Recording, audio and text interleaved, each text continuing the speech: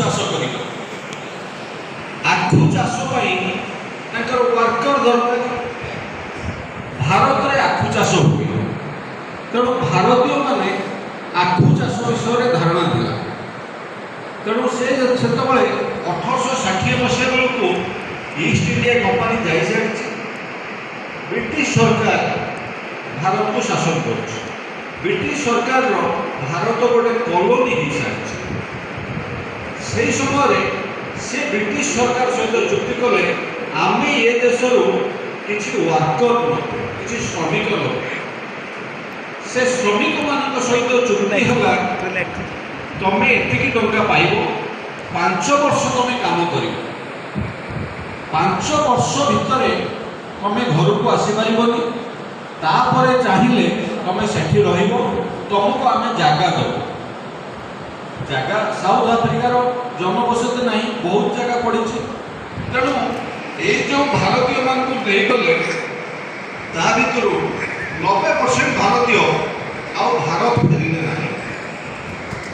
ସେମାନେ ସେଇଠି ଯେଉଁ ଖଣ୍ଡେ ଖଣ୍ଡେ ଜାଗା ସେମାନଙ୍କୁ ମିଳିଲା, ସେଇଥିରେ ତାଙ୍କର ପରିବାର ନେଇକି ରହିଲେ। ବୁଝିଗଲା? ସାଉଥ ଆଫ୍ରିକାରେ ଏଇଭଳି ଭାବରେ ଭାରତୀୟମାନେ ସେଠି ସେଟଲର ହେଇଥାନ୍ତି। ଯାଇକି ଯେତେବେଳେ ଗାନ୍ଧୀ ପହଞ୍ଚନ୍ତି, ଆମେ ଖାଇଲା ବେଳେ ଖାଇବା, କଥା ଶୁଣିବା ହେଲା। ଗାନ୍ଧୀ ଯେତେବେଳେ ପହଞ୍ଚନ୍ତି, ଦେଖିଲେ ଭାରତୀୟମାନେ ସେଠି ନାଗରିକ ଭାବରେ ନାହାନ୍ତି। ସେମାନଙ୍କୁ ଯେଉଁ ସମ୍ମାନଜନକ ବସ୍ତି, ଯେଉଁ ଇଂଲିଶ ସେଟଲମେଣ୍ଟ, ତା ଭିତରକୁ ପ୍ରବେଶ ନାହିଁ। ସେମାନେ କୌଣସି ତାଙ୍କର ଯେଉଁ ଥିଏଟର ହାଉସ୍କୁ ଯାଇପାରିବେନି, ଟ୍ରେନ୍ର ପ୍ରଥମ ଶ୍ରେଣୀରେ ଯାତ୍ରା କରିପାରିବେନି। ଏଇଭଳି ଭାବରେ ତାଙ୍କ ଉପରେ ବିଭିନ୍ନ ପ୍ରକାର ଟିକସ ବସା ସରିଥାଏ। ତେଣୁ ଖାଇବା ଚାଲୁ। 1894 ମସିହାରେ ଖାଇବା ଏଠି କଥା ହବ। 1894 ଅନ୍ୟ କିଛି ଡିସ୍କସନ୍ ନାହିଁ, ଅନ୍ୟ କିଛି ଡିସ୍କସନ୍ ନାହିଁ କଥା। ଏହାପରେ ମୁଁ ଏହାପରେ ପ୍ରଶ୍ନ କରିବି। 1894ରେ ଗାନ୍ଧୀ ସେଠି ନାଟାଲ ଇଣ୍ଡିଆନ୍ କଂଗ୍ରେସ କଲେ, ଗୋଟେ ନୂତନ ଅର୍ଗାନାଇଜେସନ ନାଟାଲ ଇଣ୍ଡିଆନ୍ କଂଗ୍ରେସ। ଉଦ୍ଦେଶ୍ୟ କ'ଣ? ସାଉଥ ଆଫ୍ରିକା ଥିବା ଭାରତୀୟମାନଙ୍କୁ ତାଙ୍କର ନ୍ୟାଯ୍ୟ ଦାବି ପ୍ରଦାନ କରିବା, ସେମାନଙ୍କ ଉପରେ ଯେଉଁ ଅମାନୁଷିକ ଅତ୍ୟାଚାର ଆକ୍ରମଣ ହେଉଛି ତାକୁ ବନ୍ଦ କରିବା। ନାଟାଲ ଇଣ୍ଡିଆନ୍ କଂଗ୍ରେସ 1894ରେ ଆରମ୍ଭ ହେଲା। ତେଣୁ ଗାନ୍ଧୀ ରାଜନୀତି କରିବା ପାଇଁ ରାଜନୀତିରେ ପ୍ରବେଶ କରିଥିଲେ। ବୁଝିଗଲା? ଗାନ୍ଧୀ ଦେଶ ସେବା ପାଇଁ ରାଜନୀତିରେ ପ୍ରବେଶ କରିନଥିଲେ। ଗାନ୍ଧୀ ଦେଶ ସହିତ ଦେଶବାସୀଙ୍କ ସେବା କରୁଥିଲେ। ଗୋଟେ ଦେଶ ସେବା, ଦେଶବାସୀଙ୍କ ସେବା। ଦେଶବାସୀ କେଉଁ ଜାଗାରେ ବି ଥିଲେ ତାର ଭଲ ସେ ଚିନ୍ତା କରୁଥିଲେ, ସେ କେମିତି ଭଲ ରହିବ। ତେଣୁ ନାଟାଲ ଇଣ୍ଡିଆନ୍ କଂଗ୍ରେସ ହେଲା ପରେ ସେଠି ସେ ବିଭିନ୍ନ ଦାବି ସରକାରଙ୍କୁ ନାଟାଲ ଇଣ୍ଡିଆନ୍ କଂଗ୍ରେସ ଜରିଆରେ ବିଭିନ୍ନ ଦାବି ଦେଲେ ଏବଂ ଗୋଟେ ଗ୍ରୀନ୍ ଲିଫଲେଟ୍ ବାହାର କଲେ, ଯେଉଁଥିରେ ଆମର ଭାରତୀୟମାନଙ୍କର ସବୁ ଦାବି ଲେଖାଯାଇଥିଲା ଏବଂ ଦିଆଗଲା ସରକାରଙ୍କୁ ଏବଂ ତାକୁ ପ୍ରଚାର ପତ୍ର ଭାବରେ ବଣ୍ଟାଗଲା। ଏହି ସମୟର କଥା। ଠିକ୍ ତାପରେ ପରେ ଗାନ୍ଧୀଜୀ ଭାରତ ଆସିଛନ୍ତି। କସ୍ତୁରବା ଗାନ୍ଧୀ ଆଉ ଦେବଦାସଙ୍କୁ ନେଇ ସେ ଫେରି ଯାଉଛନ୍ତି ସାଉଥ ଆଫ୍ରିକା। ସାଉଥ ଆଫ୍ରିକାର ଗୋଟେ ଜାହାଜରେ, ଜଳ ଜାହାଜରେ ଯାଉଛନ୍ତି। ସେତେବେଳକୁ ତାଙ୍କ ବିରୁଦ୍ଧରେ ଏମିତି ବିପ୍ଳବ ହେଇଥିଲା ସାଉଥ ଆଫ୍ରିକାରେ, ଏମିତି ଗଣ୍ଡଗୋଳ ହେଇଯାଇଥିଲା, ତାଙ୍କ ଜାହାଜକୁ 3 ଦିନ ପର୍ଯ୍ୟନ୍ତ କୂଳକୁ ଲଗେଇ ଦିଆଗଲା। ଭାବ, 1894-95 କଥା ମୁଁ କହୁଛି, 95 କଥା। ଜାହାଜଟା ପାଣିରେ ରହିଛି ତାକୁ କୂଳକୁ ଯିବାକୁ ଦିଆହେବ। ତାପରେ ସେଇ ସମୟରେ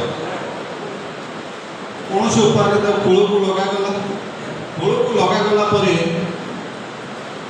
ତାଙ୍କୁ ମାଡ଼ କିଏ ମାରିଲେ? ସେଇ ଗୋରା ଯୁବକ ମାନେ ଆସିକି ପିଟିଲେ, କହିଲେ ତମେ ଗୋରା ଲୋକଙ୍କ ବିରୋଧ, ପିଟି ପିଟି ତଳେ ପକାଇଦେଲେ। ସେହି ସମୟରେ ଜଣେ ପୋଲିସ କମିଶନର ସ୍ତ୍ରୀ ଯାଉଥିଲେ, ତାଙ୍କୁ ଛତାରେ ଏସ୍କର୍ଟ କରିକି ଜଣ ଘରକୁ ନେଇଗଲେ। ତାପରେ ସେ ପୋଲିସ କମିଶନରକୁ ଫୋନ୍ କଲେ। ଫୋନ୍ କଲା ପରେ ପୋଲିସ ଆସିଲା।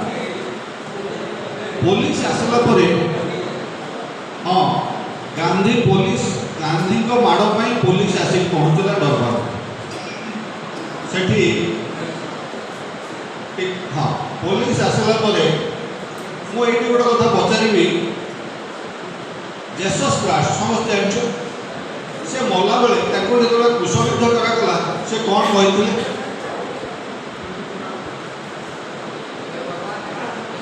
ହଁ କୁହ, ଜୋରେ।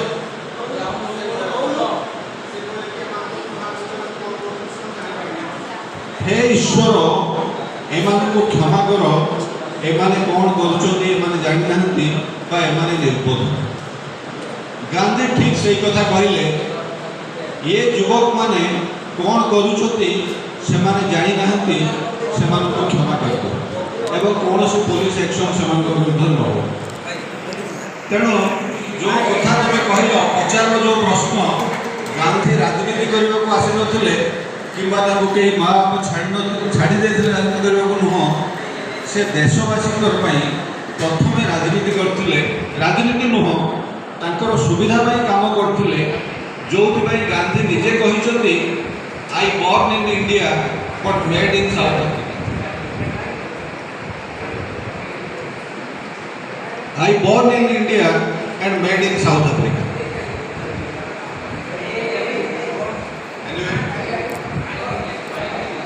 खाई सारिक प्रश्न कर, कहाँ जब कौन प्रश्न अच्छी व्हाट्सएप विभिन्न गांधी विरुद्ध में विभिन्न कथा आसूची, जदि कहीं पढ़ी से प्रश्न करूँ, प्रश्नर उत्तर निश्चय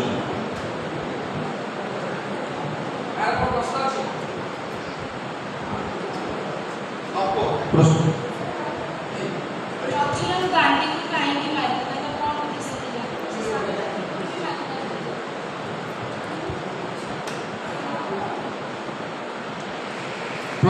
नथुराम गांधी को कहीं मारे हम प्रश्नटी से स्वाधीनता पूर्व मारि पार था, स्वाधीनता पर कहीं मारे? नथुरा को मारिबा आगुरी गांधी उपरे साउथ आफ्रिकार मीर आलम जड़े लोक, जड़े मुसलमान लोक तांको मारी तांको पिटी पिटी की तार ग्रुप सहित पकईदे रास्ता एवं मरीगला भाविकी छाड़ी चली। मु कहवा चाहे गांधी उपरे केते थर आक्रमण होतापर गांधी को उठे दिगला, देखागला बंचीच 8-7-8 घंटा पर सेन्स आसला। सेन्स आसला पर तांकर प्रश्न है मीर आलम केउठी? से अन्य मैंने कहले तांको पुलिस धरी देछि, तांकर और तांकर ग्रुप रो पुलिस धरी देछि। से अवस्था रे भांगी जाइछि कलरपुर। हाँ प्रथम जो गांधीकर जो भांगुला देखुच से प्रथम ब्रिटिश लोक मैंने से भांगिकी दांतटा भांगी देछि। गांधीकर सामना दांतटा जो भांगुला से जो कहले ब्रिटिश पिला माने जो मारथिले से दांतटा जाइछि। ये मारले जो मीर आलम तांकर देह सारा खेताप्त कलर बोन टाक भांगी दे।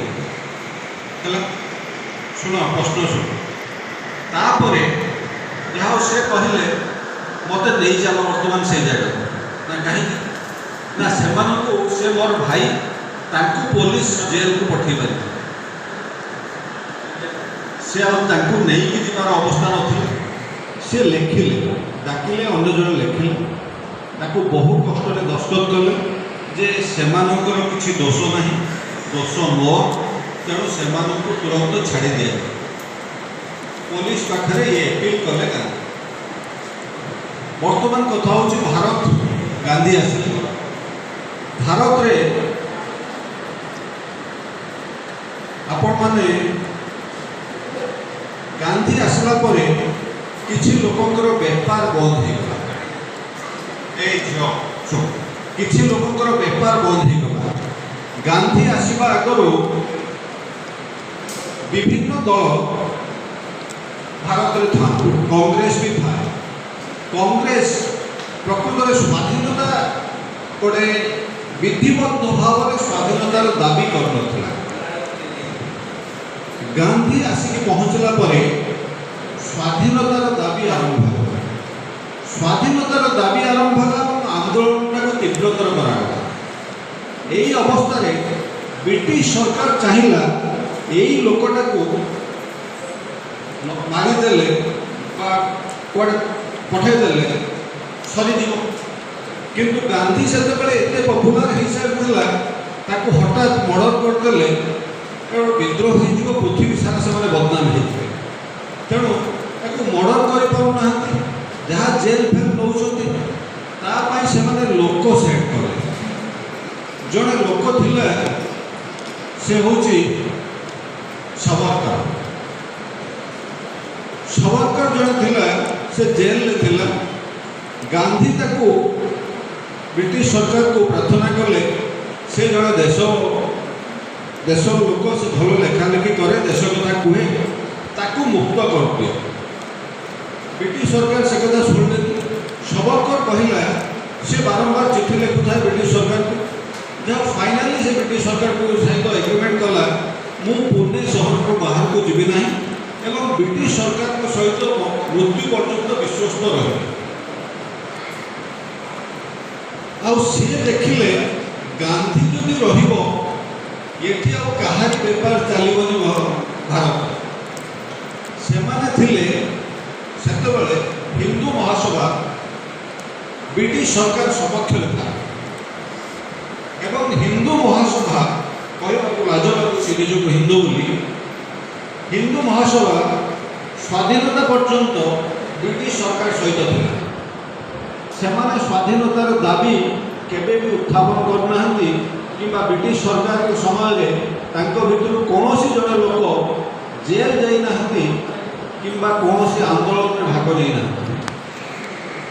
बुझे यही जो सावरकर छात्र सब मैंने रहिले गांधी जो गडसे आउ जो मैंने रहिले से कहला तमें गांधी को हत्या कर सावरकर प्रथम 1934 मसीह पुणे गांधी को हत्या करने गोटे डेगर खंडा धरिकी पशिगला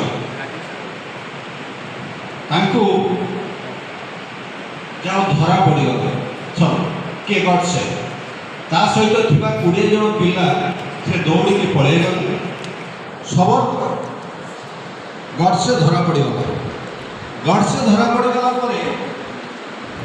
गडसे को 1934 मसीहा ए प्रश्नटा स्वाधीनता पर कहीं मारला स्वाधीनता पर नुहे 1934 मसीह गडसे गांधी को हत्या करने को प्रयास करते 1934 मसीह गांधी को हत्या करने गडसे प्रयास करता धरा पड़ा धरा पड़ा कौन है कौन हो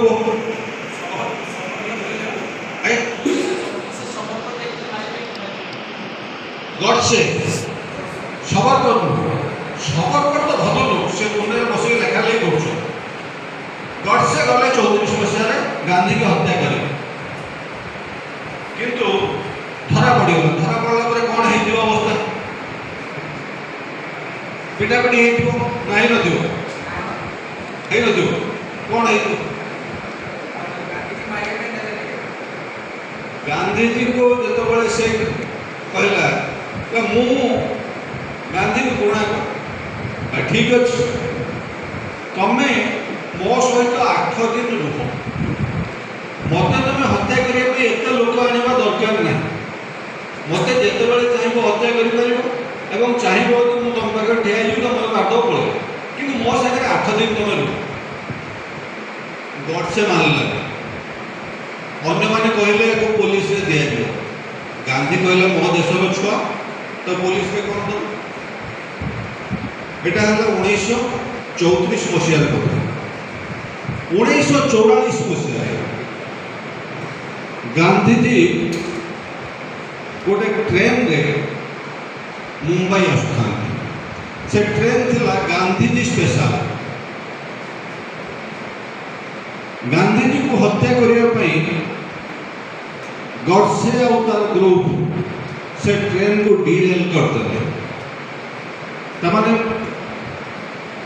ରେଳ ଧାରଣା ଯେଉଁ ରେଲୱେ ଟ୍ରାକ୍ ତାକୁ ଯଦି କାଢ଼ି ଦିଆଯିବ ଗୋଟେ କ'ଣ ହେବ? ଟ୍ରେନ୍ଟା ଆକ୍ସିଡେଣ୍ଟ ହେବ, ଆକ୍ସିଡେଣ୍ଟ ହେଲେ ଯେତିକି ଲୋକ ଅଛନ୍ତି ସବୁ ମରିବେ, ତାକୁ ଡିରେଲ୍ କରିଦିଆଗଲା।